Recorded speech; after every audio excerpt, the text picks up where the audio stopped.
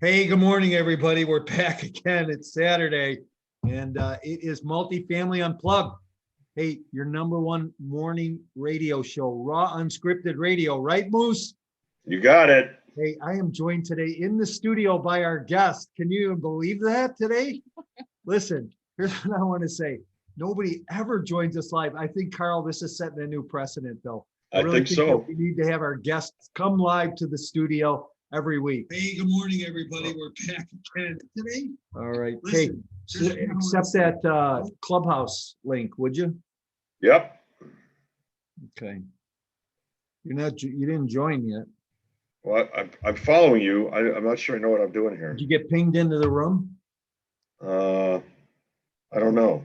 All right. Well, let me do this anyhow. So, hey, good morning, everybody. It's Mike, your host or co-host of Saturday Morning Multifamily Unplugged, and I am joined today by Moose. Carl, gently say hello, would you? Hello, everybody. Hey, were you out late again last night? No, I wasn't out late last night. I was with you guys having dinner. Come on, Hey, you know where I was. Hey, be careful how you use you guys, because remember, I went home early. That's true. That's true. Hey, so let me just do this real quick, right? This morning, we're going to dive into some raw, unscripted, unedited real estate stuff. We're going to be a little off track. We're not going to talk too much about multifamily, but we're going to try and talk to our guest about going into multifamily, what that tradition might be like. But in the meantime, what I'd like you to do is just send us a little love, go out on social media, follow me, follow my core intentions, follow your focus guy on Instagram, Facebook, LinkedIn, like us, love us, go to our YouTube channel and subscribe so that you get current updates. And please, tell somebody about us, which brings me to the point, go wake somebody up. Go grab your coffee, wake somebody up, bring them to the show, would you? Because we're going to get crazy here in a little bit. Hey, Carl, good morning. Hey, how are you, Mike? Oh, good. Hey, we're live on Facebook, live on Clubhouse, by the way, and we are joined live in studio with our guest, Isabele Sanden from Denver. So I think, like I said, we're setting a new precedent this morning. Everybody who's going to be on the show, got to come live to the studio. Yeah, we're going to start sending them to your studio, though. Yeah, there you go. You're spoiling us here, Isabel, but great to see you. It's really great to see you. And I really look forward to you telling your story. Mike and I have heard it before, but I really love, the fact that you're a business person, right? You have another business, but you have a passion for real estate and you're doing it. I mean, we talked about that last night about how action is so important. So Mike and I and our audience is really looking forward to hearing your story. Hey, before we get into that, I just need to talk a little bit about something, all right? So yesterday, so Isabel's a tourist, right? So yesterday we're in the park, we're by the museum, by the lakefront, and some guy hustles her. $12 for a reader. Listen, this is the local area junk newspaper, right? And it used to be like an inch thick, right? Look at it. It's like 12 pages now. So I go in there this morning to look at the apartment rentals, and there's 2 apartment rentals in the thing. But let me show you what there's plenty of. Oh no, is this appropriate for the show, Mike? Yeah, it is. Didn't your dad smoke these? They have a full page ad For Lucky Strike. Listen, that's their funding. Yeah, you and Lucky Strike are their funding. So, hey, these have filters on them, though. I think when your dad smoked them, they didn't have filters. No, they didn't have filters. That was it. That's so funny. That paper used to be a paper where they have 2 or 3 pages of apartment listings and all kinds of stuff. And I'm really disappointed too, because even the adult ads ran down. There's only like 4 or 5. That's what I was afraid you were going to say something about. Hey, and Isabel, welcome our guest to the show. Would you? You're supporting this. You're like giving them $12. You understand? I was helping a man in need, which is important. Yes. Well, make sure you take that souvenir with you home so you can show everybody when you get home. She keeps saying he was in need. I told you guys this story last night. I said, I walk in the bank one day and there's a homeless woman in front of me at the teller, and the teller says, God, I hate that woman. She's got like 85,000 in her account. I wish she'd quit coming in here and go to the drive up. That's too funny. All right, listen, let's get to Isabella. Let's get to Isabella. Go ahead, you introduce her. So, well, I mean, I guess we've kind of already introduced you, but I mean, we would like to hear your story, you know. And the other thing that you and I were talking, or we were all talking about yesterday, is you've also gone into markets outside of your market, which is, you know, encouraging for people to listen to because, and you were explaining to me why you did that. So, you know, I would like for you to share that as well. But just tell everybody, you know, what, you know, who you are and what you do and how you got into real estate. Sure. Well, first I have There you go. a Move little, up a little You bit. wanna- Jump into the show.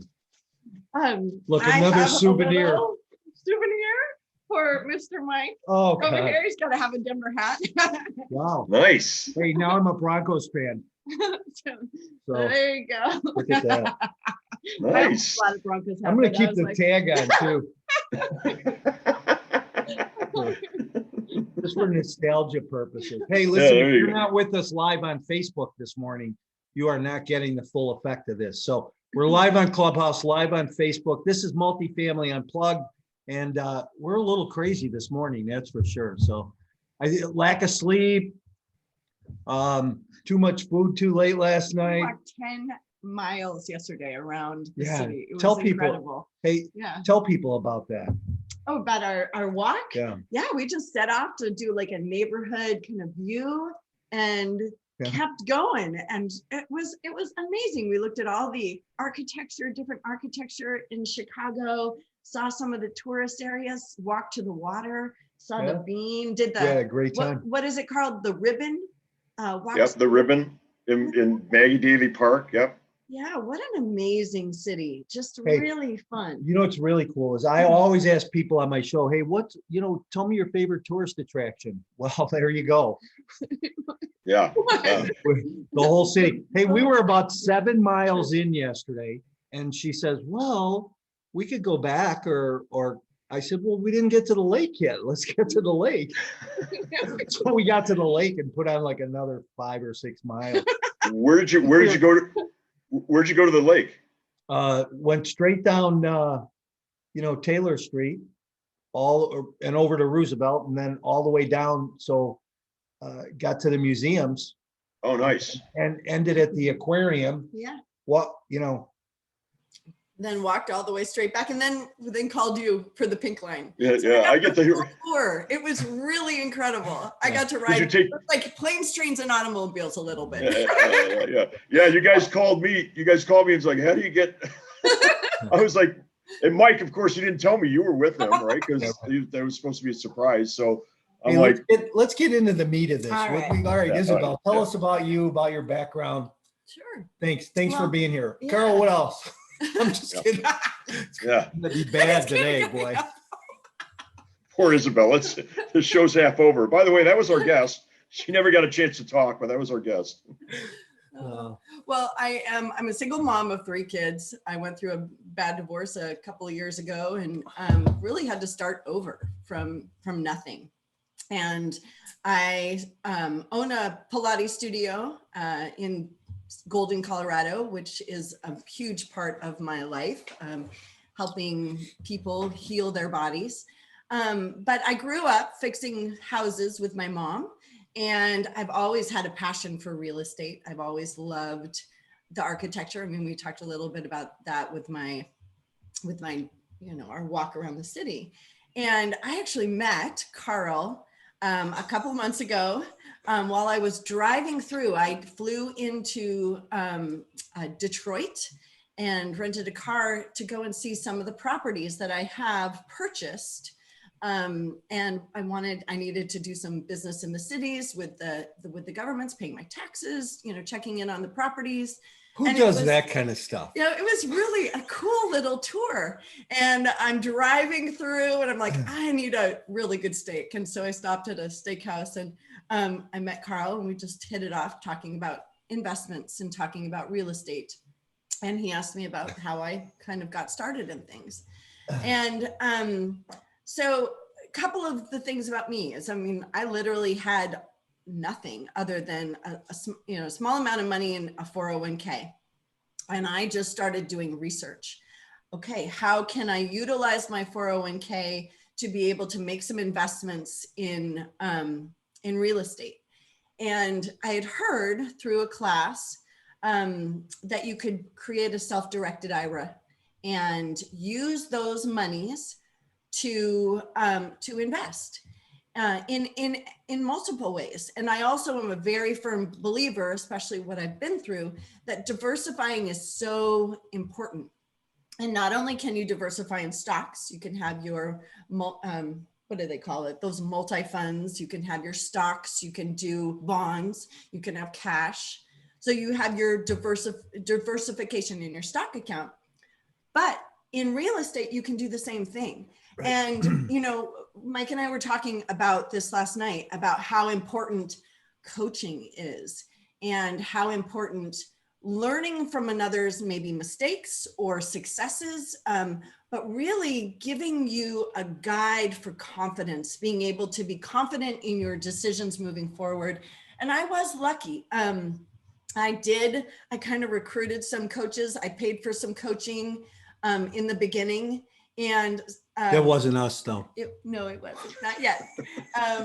And that gave me the sense of, okay, I have a path, I have a direction, and I set up my goals. So I said, all right, I'm going to invest in a fix and flip. Within 3 months, I'm going to fix it up within 3 months, and I'm going to sell it. And I did that. That was my first goal. And then I took the rest of the money, excuse me, from my 401k, and I had the opportunity to buy a group of bank-owned properties. And I got these pretty cheap. And with those, really sight unseen, I did not know what I was really getting. I just took the opportunity. When you do bank-owned properties, you really buy them as is. So you have to be prepared for what you're going to get. One of my properties had a house on it. And by the time I closed, there was no house on the property. Yeah, it had been demolished. Hey, hang on. Wait, I think when you buy a property, you want a house on it or some kind of a structure, right? So, unless you're specifically buying land. But this is interesting. So, so I mean, it's part of the fun and stress of this whole experience. Yeah. The good news is that I was purchasing very low, $5,000 to $10,000. These properties were. So these, you can kind of imagine the condition that they were sold to me as is, and I then used Craigslist. And I said, okay, I'm going to put this online and I'm going to see what the market will bear in terms of being able to turn it over. Only one of the properties did I put any kind of fix up in. I did clean out all of the properties. So I pulled up all the bad carpet, cleaned up all the trash, connected with the cities, and really made sure that everything was, in place for, transferring it to the next person. But I sold it as a fix and flip. They were sold as, here's a great opportunity for you to put your blood, sweat, and equity into this home and make something good of it. And then I seller financed the properties. So I managed the mortgage, and I managed the mortgage insurance. I manage the payments that they bring in every month, and I charge interest on that loan. And so it's been a way for me to build my 401k from $18,000 now to over $100,000 with those 8 investments. Okay. So let me just jump in here quick. So I really want people to pay attention to this, right? Because you've got, listen to the history. I think that there's so much in the story, right? And one of the things I always talk about today is, my message is my mess. Well, listen to this, right? You got a single mom, went through a tough tough breakup, bad relationship, 3 kids, raising kids, running a business, and all of a sudden decides to go in the real estate space, goes get some coaching, and from good coaching decides to get into real estate and has done in a year, a handful of deals already. A year to the day. And has learned a bunch of things along the way. And just because the city tore a house down on her didn't stop her from moving forward or doing anything else, right? I mean, how many people would have said, oh my God, this is terrible. And, but here's the funny thing, right? She bought that house for $500. And now the house, I said, so even if you sell the land for $1,000, you doubled your money. I said, come on. So, you can't, how do you go wrong in that type of a deal? So there's opportunity out there. So what's next? Well, we were talking about diversifying. Right. And for me, what I did when I first started was I put together a plan of where I want to be. Where do I want to be in 30 years when I'm ready to take off. Right. And what do I want to do? What do I need? What are my immediate needs? So looking at your future goals and then your immediate needs. And I have 3 kids. They're all in sports. They're going to be heading off to college soon. So my goals were, I would love to have at least $10,000 worth of revenue coming from properties on a monthly basis. And in the future, I want $1 million in my 401k so that I can use that to retire on and be safe. So I'm not relying on my children to help me. Yeah, we talked about that. We talked about that last night. I mean, I'm sorry to interrupt you, but yeah, I mean, and I think that goal is, knowing who you are and knowing the type of person you are, that's a totally doable goal, and I think you're smart enough to know that you're not gonna get there by yourself, right? You're gonna expand your network. You're gonna get some coaching. You're gonna meet some new people you haven't even met yet that are gonna help you to get there. And the other thing I just want to point out real quick is it's so funny because last night when you were sitting there at dinner talking to Mike and I, you were like, oh my gosh, I'm such a neophyte. I don't know what I'm doing. I'm like, are you kidding me? Like, you started from scratch. You went and bought a bank-owned portfolio, right? Small, granted, it was small. I mean, it wasn't the Rockefeller Center. Then you became a bank. I mean, you basically became a mortgage bank. You're holding the paper, and people are paying you. Mike's done a few of those. I've done a few of those. They're great as long as people. I mean, so you did that.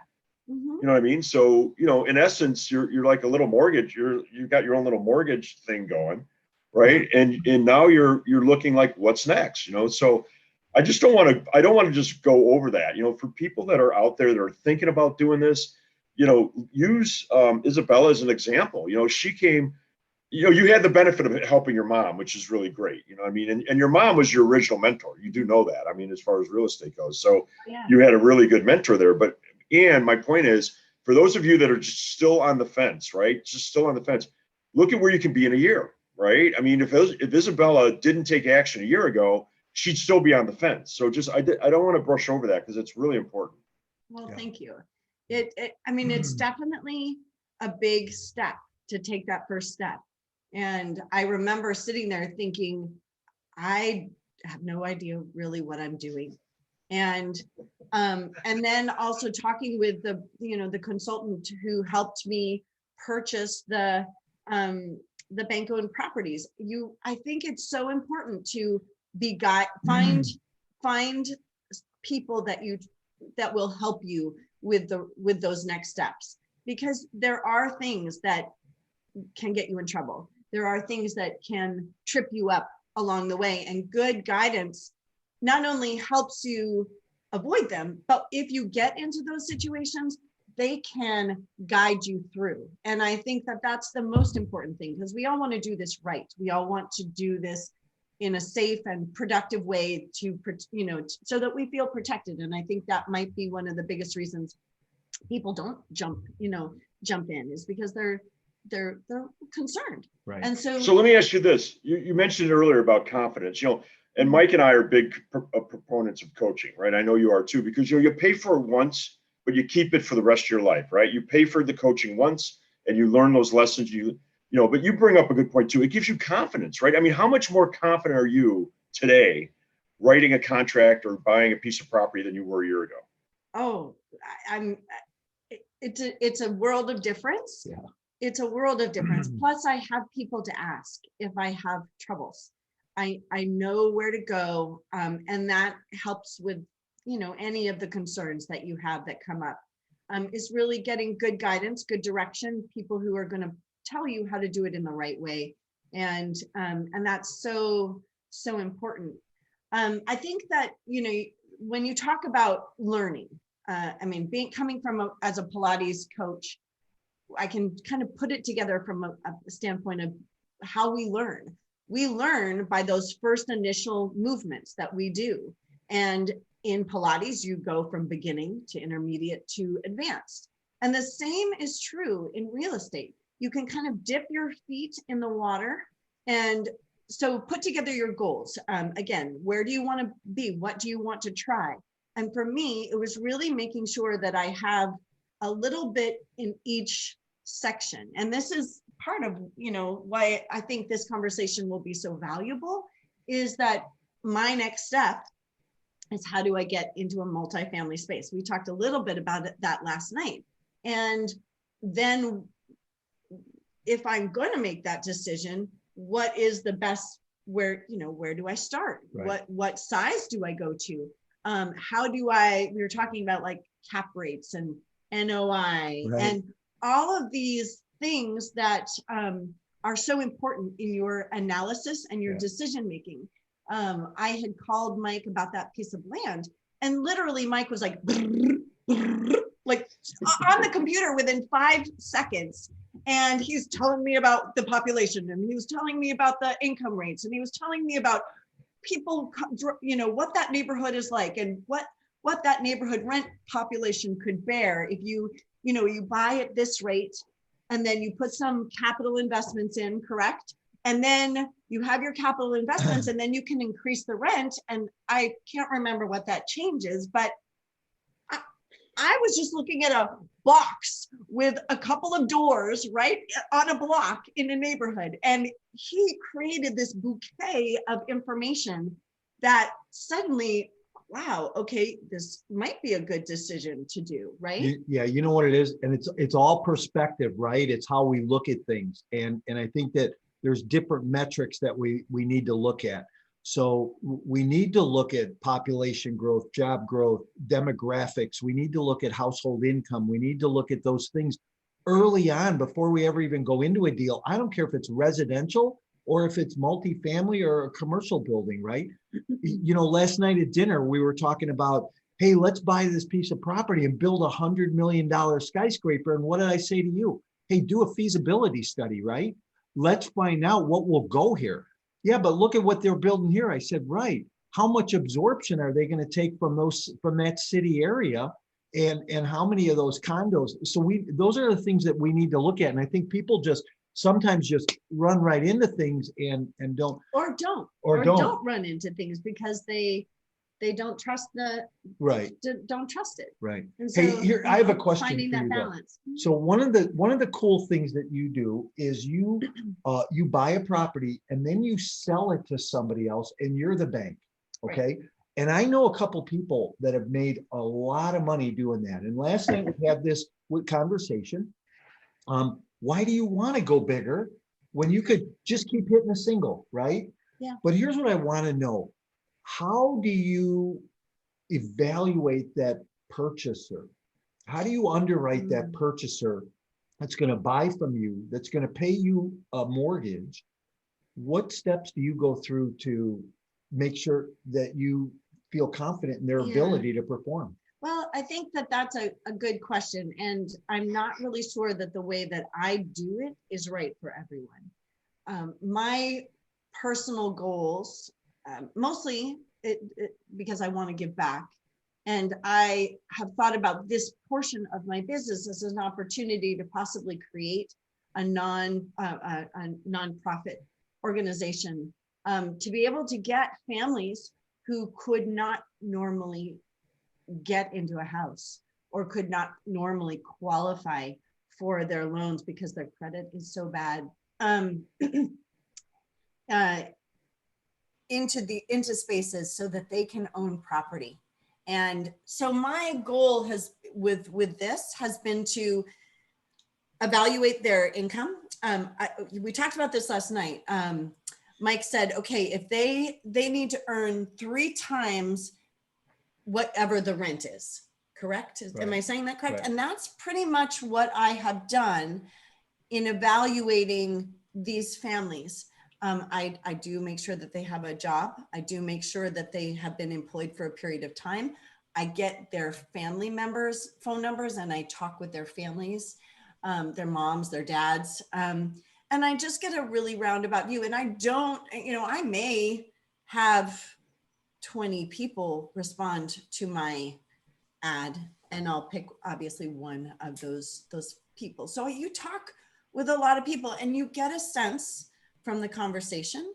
But what I find is these people, they might not pay their Visa bill. They might not pay this, but they're going to pay their home. They're going to pay the bill for their home. And I try to make the mortgage payment low because I'm not making a lot of money. Maybe a couple of my loans are $400 a month. And then they have to pay for their mortgage insurance and they have to pay for their taxes. And I pay their mortgage and their taxes just to make sure that it's that gets paid, right?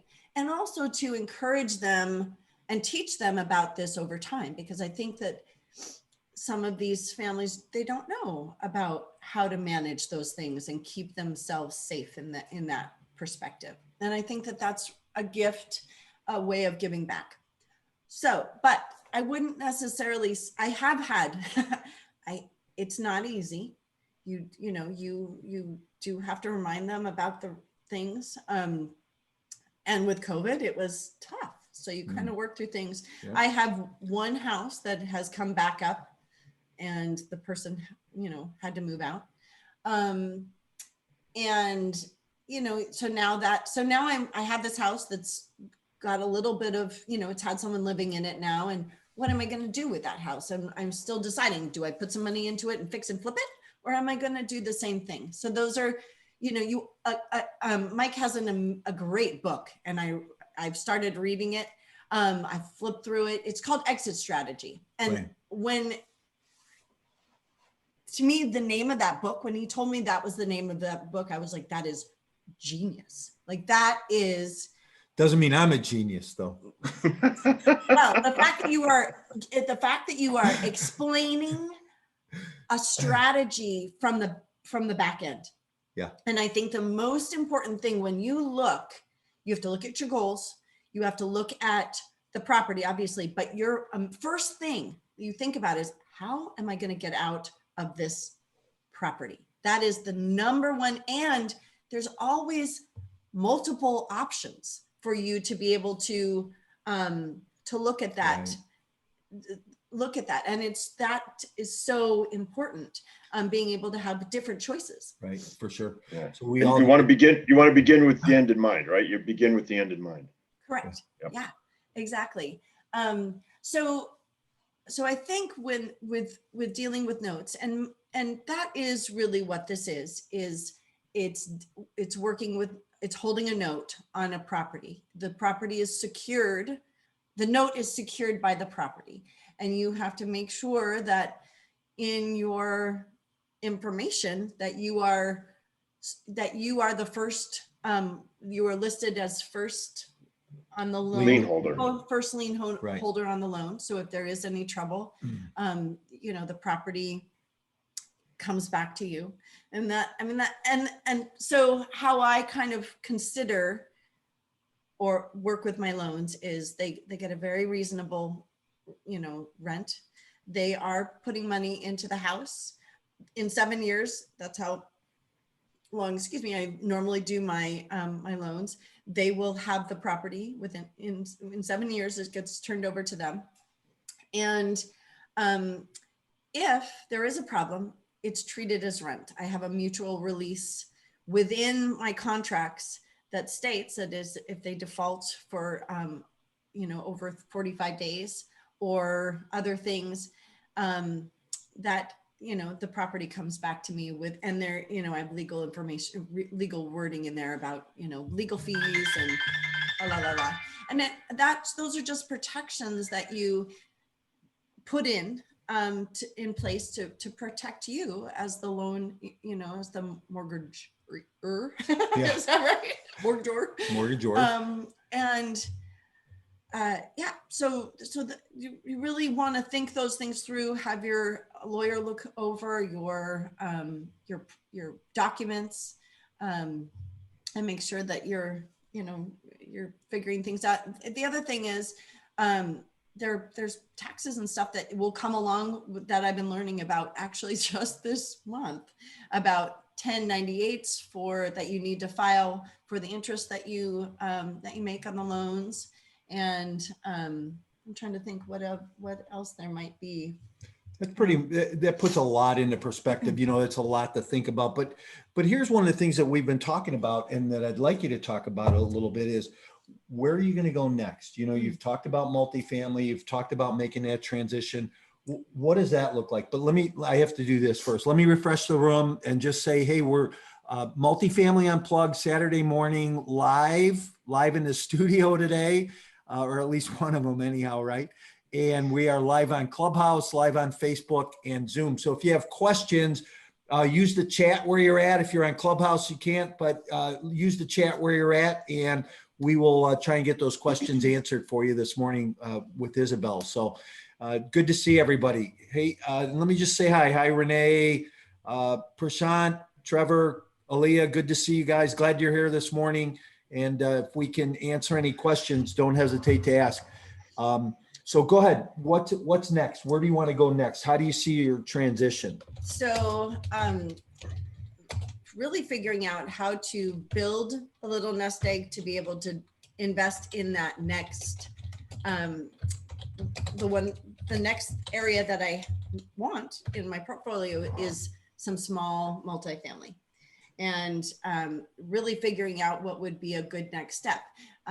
There are quite, like Mike was, what is it that you say, you lived off a plane seat or something like that? I said I built my portfolio off the coach seat of an airplane. Yeah. So he traveled from place to place, and a lot of people, their comfort level is just right within your little neighborhood, or within 10 miles of where you live. I have some comfort ability with the fact that I have looked outside of my area. I live in Denver. The Denver market is, in terms of making investments and being able to, as an investor, make the types of monies that you hope to, it's difficult because the prices are so high in Colorado. And that is really what kind of pushed me to look outside of the communities. And many investors are starting to do that, starting to look outside their little areas. So that, to me, is my next question is, I think we were looking at Kansas, talking about Kansas, or some of these. How do we evaluate where a safe space would be to buy a first rental space? Yeah. And I think that's where being able to ask those questions and say, okay, what are my options across the country? It's so nice to have someone to talk to. I think that safe is a relative term, because we never know really what's going to happen. I mean, if you think back, pre 2008, before the world came to a crashing halt, nobody knew that was going to happen. I can say that in 2005, I saw things starting to change, the market starting to soften, knew that something needed to happen and give. Do I see shades of that today? Yeah, of course. Does that mean as an investor, you should pull back and stop? Not necessarily. What it means is you look at things differently. You look at things from a different lens, right? Because, hey, correct. Listen, Carl, and I know that you can relate to this. You've made money in a good market, a bad market, a hot market, a soft market, a Democrat in office, a Republican in office. conflict, no conflict, war, no war, we can do it. It doesn't mean you pull back, right? It just means you look at things through a different lens today and a different perspective. One of the conversations I like to have with people today is underwriting, right? So when we're underwriting a deal, first, because you've used that term a lot, and I'm like, okay, what is underwriting? But Isabella, you do it with the people that you give a mortgage to, right? You do underwriting. So anyway, Mike is an expert. Contracts that you're putting together, or is it the analysis that you do before you write those contracts? Or what? Well, I'm going to let Mike answer that because he's an expert underwriter. So it's a term used for I think every component within a real estate transaction. So listen, when you called me up and asked me about that property, and I put a bunch of things in Google and started to come up with all this data and all this information about where that little lot is that the house got tore down on, that's the first stage of underwriting.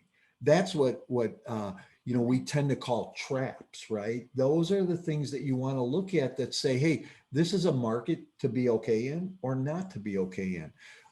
You look at household income because you want to see what the area income is comparative to the rent or the mortgage payment that your buyer or tenant's going to pay, right? So you have to look at that. So, it goes back to having those standards and those buying standards, and you have them. And sometimes we have them innately, but I always encourage my people to write them down. Make sure that so that, what's the big word today, Carl? Avatar? Who your client is, know who you're looking for. It's the same thing in this business. Know what kind of real estate you're looking for, know what kind of tenant you're looking for, know what kind of buyer you're looking for. Because when they walk in a room, then you go, oh, there they are, right? Yep. So, if I could just jump in, the other thing is, once you do that a number of times, just like writing a contract, it becomes second nature, right? I mean, when we were buying buildings, we had a certain area that we bought it. We had a certain size, a certain unit mix, right? A certain age of building. We always bought buildings on corners because they'd have two addresses, right? There's a benefit to that. So, and then the other thing about that is once you get that criterion, then you can eliminate deals, right? You'll eliminate deals. You'll say this doesn't fit. Oh, here's one that fits. So that underwriting is so important because that also gives you the boundaries, right?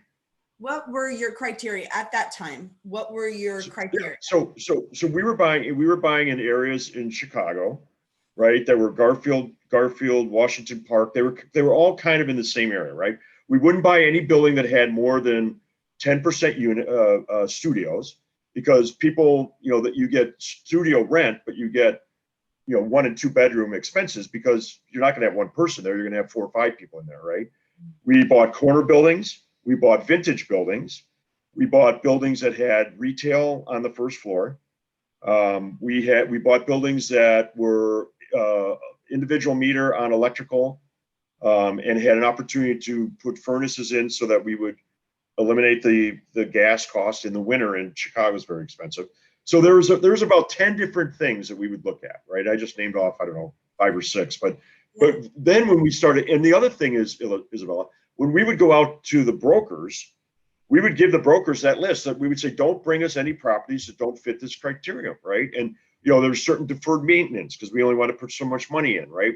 What kind of roof it had, right? How old were the porches, right? So the brokers, if a broker brought us something outside, you had a sense of how much money you wanted to invest in each property and what you were willing to invest in when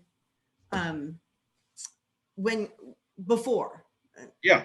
Okay. Yeah, absolutely. And like I said, for the brokers that would bring us something that didn't fit the box, we would just not work with them. We're like, because then we got real efficient in finding the deals. But then, like Mike said, we got real efficient in underwriting because we knew exactly what we were looking for. Right. So I have one question. So why didn't you buy the firehouse? Well, because it would have been a bad investment. I mean, it would have been a great place to live, but it wouldn't have been a good, the NOI would have been nothing. Why are you guys laughing at me? I'm missing the joke. He just handed me a piece of paper. He's like, ask him about this. Yeah. Well, it would the only way that would have worked for me would be to turn it into my residence, and it was just too big of a project, Mm. but it would have been a great place to live. It would have been a really cool place to live. So, Mike, okay. you guys are passing notes. I can't see what you're saying. It's like elementary. Yeah, exactly. Oh, boy. Yeah.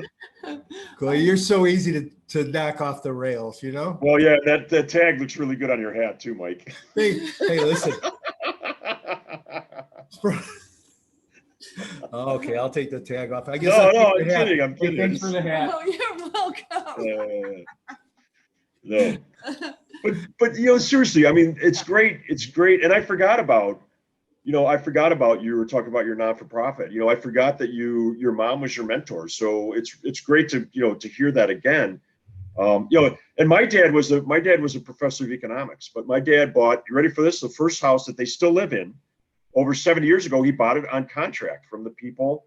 He bought it just like you sell it. He paid rent and he had an option to buy it. After 4 years, he ended up buying it. Then he bought another property around the corner, that my brother and I used to help him, clean the gutters and paint. And we thought it was torture because, but the lessons that we learned, right, from doing that were invaluable. They were absolutely invaluable. And so, it's great that you had, and I'm sure that your kid, I'm sure you're teaching your kids some of this stuff too, right? Yeah, they are actually, they do a lot of work for me, which is great. Is that the reason I have kids? Is that what the reason I have kids? So they can work for it. They can pay their make up for all the expenses. Hey, it's always interesting how we can get I want to call it inexpensive help. Well, it might not have been inexpensive help, right, along the way, right? Yeah, right. So let me go back to underwriting for a minute, okay? So this has been a topic lately on a lot of my coaching calls with a lot of clients I'm working with and on my interviews also, because of where we're at in the market today, where the market looks like it's headed. Because like I said, I see shades of 2007 coming up, 2008 coming up. And I think the noise around that's getting a little bit louder because I'm talking to people who are players in the business and have a lot of assets under management or do funding. And they're saying, hey, just, watch, don't pull back, don't pull out of the market, just watch what's going to happen. And I think that we're going to, and I'm not an economist, but I watch a lot of these guys and they're saying that come 2023, that we are going to see, the markets hit the skids to a point where, I had a friend of mine the other question. Okay. 10 million. Well, let me just say that 10 million potential foreclosures sitting in the banks right now. So go ahead. Well, you kind of lived through obviously that first crash in 2008. And I mean, I know that the house that we owned at the time, the value went down $500,000 in a day, or a week or whatever that was. If you're being me right now, how are you saying to wait? Are you saying, how do you evaluate these properties that may be down here in 2003?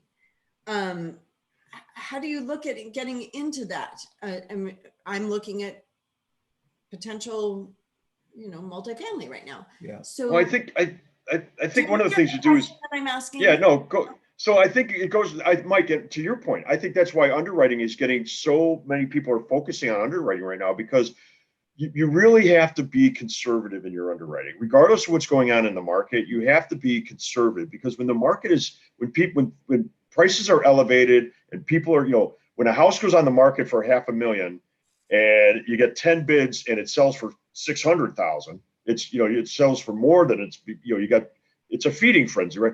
Well, it might be a good deal at 450. It might be a marginal deal at 500, but at 600, it's ridiculous. I mean, why would you even buy that, right? So that's why regardless of what everybody else is doing and regardless of what's going on in the market, you really want to do that underwriting and say, do your risk analysis, right? Like what happens if, interest rates all the way skyrocket up to 10%? What happens if, inflation kicks in? What happens if unemployment kicks in, right? So, as Mike said. So walk through, so I need an example because this doesn't make sense. So let's say you have a sixplex or fourplex. Either one. Okay. And you're looking at it, the rents are what? $1,200 a month for a 2-bedroom, right? It's a B property, so that means it needs work, correct? Not necessarily. Not It just necessarily. means that it's the vintage, so it's the age, right? So B class deal is, probably older than 15 years, but not as old as 30 years. Okay. So they want, what would be the price for, like, an average price for something like that So, right now? here's where cap rate comes in. We may not be able to go into that, but I know you guys are going to spend the day, so Mike can definitely explain that to you. But the key is this. So with the multifamily property, anything over 5 units, the bank considers it a commercial piece of property, right? So they underwrite it and they look at that NOI, right? And they apply different principles to that NOI, which is the net operating income, right? Your gross income minus your expenses equals your net operating income. That's all they care about. And the bank is going to be ultra conservative because they're not in the business of real estate. They're in the business of people paying their mortgages, right? So, you want to look at it like a banker. You want to look at this and say, I mean, Mike, you were talking about that 6-flat that was going for 2.8 million, yeah, right? Or some crazy number like that. But tell the whole story. You can't just throw that out there like that, right? Because there's a precedent behind that, which is Lincoln Park, probably one of the wealthiest neighborhoods in the country, right? And this deal got bought 3 years ago at $1.7 million. And today it's on the market for 2.8. The guy went in, put like 700,000 into the building and turned it around. But that's the play today in the marketplace. Look, I'm underwriting 2 deals right now in Tampa. That the play is that we walk in, we put a bunch of CapEx into it, interior, exterior work, upgrade it, re-engineer it, re-tenant it, turn around and flip out of it. Right, but here's the thing, Mike. But let me just interrupt you, right? So that holds true, right? If the NOI is going to support that down the road, right? So the people that are renting that, so the NOI, in order for that to get financed, at $2.8 million 6-flat, which is in my mind, it's $450,000 a unit. Yeah. Right. Which is one of the things I look at. I'm like, that's crazy. And then I look at how big are the units and how much is that per square foot? That's like $800 per square foot. That to me is, as a banker, is ridiculous. It's crazy, right?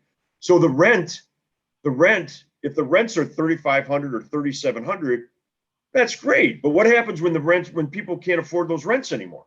What happens when the tenants, now all of a sudden you go from 6 people paying that to 3 people paying that, right? And now throw in, if you're over leveraged, right? If you're buying that deal and you're borrowing 70%, right? You've got no room. You lose 1 or 2 tenants, you're underwater on that deal, right? So, and that's just me. Now somebody's going to buy that because for them it works, right? It might be somebody, Mike, that we talked about this. Maybe the person buys it and they live on the top floor or they live in the basement, so that rent, they're actually paying themselves the rent, right? Or they get a better tax break. So, not only do you have to look at your own situation, you also have to look at the cycle of the market, which is a point I want to make. Mike, you and I have seen a number of cycles. And that's what, I mean, that's a great example. So what do you do if suddenly the market changes and people aren't affording those rents, and do you lower the rents? Do you, I mean, how do you accommodate for those? If you're looking at your exit strategy and or just planning how to manage market changes. So here's a couple things. What's your strategy? So here's a couple things. I just want to make a couple comments. So write this down because here's some numbers. And if you're playing the lotto today, right, you're going to want to use these numbers. 1987, Black Friday, right? Or Black Monday. So I'm in the construction business, putting a swimming pool in at a guy's house. His wife comes out on the back deck and goes, "Hey, you guys better pack up and leave right now. My husband just lost $5 million in the market and he's not in a very happy mood." So we packed the pickup truck and leave, right? 1991. Okay. I go into the real estate business. here was the sentiment in the office. You can't find a property right now because while the signs are still vibrating, people are bidding on properties and buying properties. Okay. 4 years later. 4 years Huh? later. Right. 2001. We all know what happened on 9/11. Okay. What happened to the market shortly after that? 2008. Worst economic crisis the country's ever seen. Play those in your lottery today and see what happens. But here's what I say. Here's why I say this, right? Because we always recover. So even if you make a mistake, you can recover. The point of the conversation is conservativeness. Be conservative. Okay. So one question I ask is, you talked about exit. Okay. So that exit strategy, know it before you ever get to closing. Know what your exit is, what the potential is, what the possibilities are. I'll show you. And the risk. Go ahead. And the risk that you're taking, right? The risk that you're taking, when you underwrite the deal, say, you know what, this deal is really heavily dependent on people in Lincoln Park having their jobs, paying the rent, and that's a risk you take, right? We, as a banker, we always looked at what's called risk analysis, right? I mean, you looked at every kind of risk because the banks are risk adverse. The banks will not put the money in if they think it's risky. So they look at, the risk of interest rate risk, right? Unemployment risk. They also look at what they call press risk. In other words, if something happens in the news, is that going to impact your business? Is that going to impact your property, right? And so, and if you're in the medical, if you own medical stuff, obviously what happened with COVID had a huge effect on so you just look at those different risk factors and you know what they are for you. And then you underwrite it and don't waver from that. Stick to, if you can't find a deal, I talk about real estate like buses. It's a vehicle, right? To get you from one point to another. If you miss this bus, just stay put, stick to your plan, because another one's coming, right? Another one's going to come. It's going to take you to the same place, but don't get on the wrong bus, right? So don't be in a hurry, stick to your plan. And sometimes you got to take your money off the table and wait. You know what I mean? Speaking of buses, we're about 50 some minutes in and we got a bus to catch.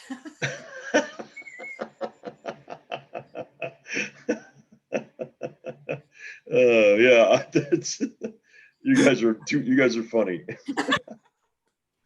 But anyway, no, but these are great questions. You know what I mean? And the other thing for people listening is, for some people, you look at Isabella and go, oh my God, how can I ever do what she's done, right? And for other people, and Isabella, even though you're in the game, right, you're doing it, you're asking the questions, right? You're seeking out people. You know what I mean? You're being inquisitive. You know what I mean? I know what I'm saying? And that's you should keep that curiosity, because that's how you're gonna learn. You know what I mean? That's how you're gonna keep growing. What are you guys laughing about? What I want to see the notes. There are no notes. Remember, this is raw, unscripted radio. Multifamily Unplugged. Yeah. So, hey, it's been great. Any last questions or thoughts? No, thank you very much for having me on the show. I've really enjoyed it. It's great. been nice coming to Chicago too. Hey, listen, here's what I heard though. I heard that you got taught a few Pilates exercises yesterday. You want to show us? Yeah, I can't. I'm so sore. You know what I mean? And the funny thing is, it was. I didn't even know I was getting taught. Like I woke up this morning and go, oh God, that feels better. That's. Yeah. No, it was fun. It was fun. Oh my goodness. Yeah. Yep. Get those shoulders back. Stand up straight, right? There you go. No, Isabel, really great. What are you doing this weekend? I'm just going to go hang out with the kids. My son is aching to play some baseball because they've been locked up for, that my daughter had COVID like 2 weeks ago. Oh. So they were literally in quarantine for 10 days, but they got tested. Everybody's good.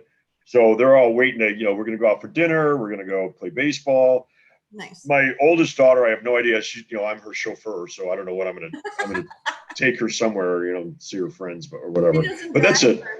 I guess in Chicago. You know what? It's so funny. She's a city girl. She gets around. She navigates the trains better than Mike does, right? She knows where she's going. She knows how to get around. Listen, anybody navigates the trains better than Mike does. But Yesterday, we were trying to buy our tickets. And we couldn't get the thing to work. Like, how do you buy a ticket? Putting our credit card in and pushing the buttons. And She kept looking at me like I had a bad credit card. Overdrawn, wouldn't take it. couldn't buy a $3 train ticket. cash, and it wouldn't take our cash. Oh my God, that's hysterical. Nobody takes cash anymore. What the heck happened to the world? Jeez. And you came all the way from Colorado to hang out with us. Oh my goodness. Yeah. It was funny. It was Oh, fun. my And God. by the way, I apologize. We didn't really eat dinner last night. We just kind of had hors d'oeuvres, but we got into such great conversation that, What was the name I of was that like- restaurant again? It was like Kaiser Kaiser Tiger. Tiger. I love the Kaiser t-shirt, that one of those. Yeah. Yeah. So fun. Yeah. So tell But people anyway- how to get a hold of you. Yes. Well, you can reach me if you're interested in Pilates and you're coming through Golden. My Instagram is Breathe Pilates Golden, and that's the best way to reach me via Instagram. Instagram. So I'm going to type it in the chat. What is it again? Breathe, BREATHE, and then Pilates, PILATES Golden, GOLDEN. Yeah. So we're in And just Golden. all one word. No. And I just want Pilates, to breathe, go ahead. breathe, Pilates, Golden. Mhm. And they're welcome to ask me questions about real estate or whatever. Yeah. And because Isabel built her business, from the coach seat of a airplane, if you have a deal somewhere, give her a call. Yeah. Small multifamily or residential. She's so if you're a wholesaler and you got some good deals, reach out. Yeah. And I want to I thank appreciate everybody it. for being here today. Thank you for being here Yeah, this week. It was Of great. course. My We've, pleasure. like I said, I think we set a new precedent, right? He's going to our collect his guests- bets. Our guests need to bring gifts and need to be live. Yeah, there you go. Well, Mike, you've done a great job setting up the guests. So, that ball's in your court. And it was a really great surprise, to see you when you got out of the car. I'm like, oh my God, you really pulled one over on me in that That's one. not I really had no how, clue. that's I had no not clue. really how you responded. You dropped to your knees, kissed the ground, and started to cry. Well, I did, but I didn't want to say that over the air because I didn't want to embarrass myself. But it was a really pleasant surprise. And by the way, he didn't give me any clue whatsoever. I even asked I was like, oh, I'm so excited to have Isabel on the show. He didn't even give a hint that you were going to be here. So Here's what I really like. During the week, you said, hey, do we have a flyer for this week? I said, oh, I got problems. I'll get it to you. Yeah, that's a clue in the future. yeah, exactly. Well, obviously I'm not the brightest, the sharpest tool in the shed. So, Yeah. But anyway, you guys, it was great to see you. Enjoy the rest of your stay. I'd love to join you guys for the barbecue, but I just don't think it's going to happen. I'll see if I can get it to happen, but otherwise enjoy the rest of your stay here and let's all stay in touch. Yeah, you Of bet. course. You Of bet. course. Well, we'll see you in Colorado next. From what I That's right, Mike. We got to take a ride out to Colorado. Yeah. We'll be doing that for sure. Yep. All right. Well, listen, hey, thanks for being here this week, everybody. Again, Thank you. Multifamily Unplugged, whether you were on Zoom or you were on Facebook or Clubhouse, we're here every week, every Saturday morning, 10 o'clock. You never know what to expect or who to Well, expect. You know? Yo, and by the way, Isabella, I have something to talk to you about. I'm going to call you later. Okay. Is that okay? Oh, don't. You shouldn't have a- I travel homeless. Oh, that was, Oh, boy. Thank you very much. There's another story we don't have time for today. next time. Hey, remember, go like us and love us. And if you are near Alexa, just say, hey, Alexa, play the most recent issue of Insider Secrets, would you? See you next week, everybody. Carl, have a great weekend. Great tip. See you guys.